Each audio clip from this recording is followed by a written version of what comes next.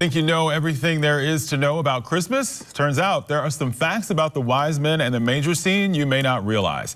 Here to break down fact from folklore is Pastor Jesse Bradley of Grace Community Church in Washington. Jesse, good morning. ICL, great to see you. It's a wonderful time of the year. It is. Now, you say there are some misperceptions about the manger scene. Did the wise men make it to the manger?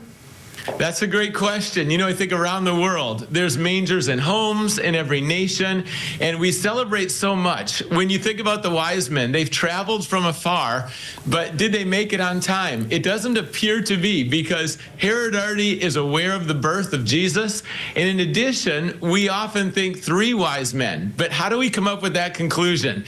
There's gold, frankincense, and myrrh, 3 gifts, but that doesn't necessarily mean 3 wise men.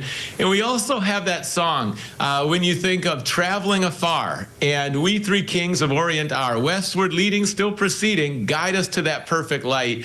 We have the song that we enjoy, but again, we don't have the documentation. We don't know how many wise men. We just know they've traveled from in representing God's love for all people, and it's a celebration, but we've got a fact check as well.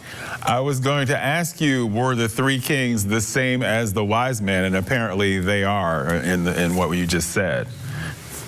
That's right, exactly. So wise men, kings, magi, those are synonymous, but it's the number that we can't exactly nail down. They've come, and it's kind of controversial because Herod's the king and he wants to be in control, but yet you can't stop this love, this interest, and they're going to travel and they're going to make it to see Jesus, but probably not right at the manger and at the birth. It comes later. Okay.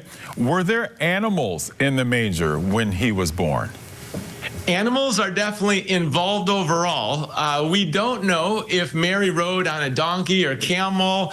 We don't have those travel details. And then with the animals, some people picture the animals to be right there surrounding Jesus. But actually, frequently, the layout would be that the animals would be in a nearby location, more adjacent to the area. So we bring them into the manger scene, but there was probably a little more distance. Now, some people may be surprised to learn that the birth of Christ was actually not on December 25th. Can you talk about that? In the 4th century, Hasiel, they had to make a decision, and there wasn't an exact date. They wanted to celebrate, the Savior of the world, but they had 2 different dates in the East and the West, and eventually they landed on December 25th. So, yes, that's the day we say Jesus' birthday, but we don't have that certainty that December 25th is actually the day. Why do so many people talk about Christmas as having a sense of wonder? When you consider this significant day, the Jewish prophets going back to Micah, talking about the Savior born in Bethlehem, in Isaiah, the virgin will conceive and be with child, and all these different 700 years old prophecies fulfilled with Jesus. And for Christians also, there's a sense of amazement that fully God and fully human, how could God be a baby? But God pursues us and loves us. And overall, as you look at it from different perspectives, it's really something to check the facts, the evidence, and again, we want to, with our minds, be actively engaged. What happened in the manger? And this sense of wonder, gift. Why do we give gifts to each other? Because Christmas is a time to celebrate each other and the love of God. Same with Hanukkah as well. My family is kind of like Baskin-Robbins, 31 flavors, Jewish and Christian, and we celebrated both together.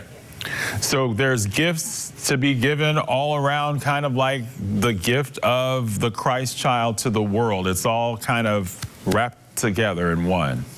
Yes, and a lot of comfort, because the message is God pursues us and he comes to us, and grace is an undeserved gift, and we need peace. One of the names for Jesus is the Prince of Peace. And anxiety, the American Psychological Association says that about 90% of America struggles with anxiety during the holidays, from the stress and overwhelmed schedules to family get-togethers. And deep down, we're really looking for peace. And self-help is good, but the message of Christmas is really we have God's love and God's help as well. All right. Well, thank you for helping us bust some popular Christmas myths, Jesse. We appreciate it. Yes, let's keep walking in truth and facts together, Hasiel. All right, for sure. Thank you.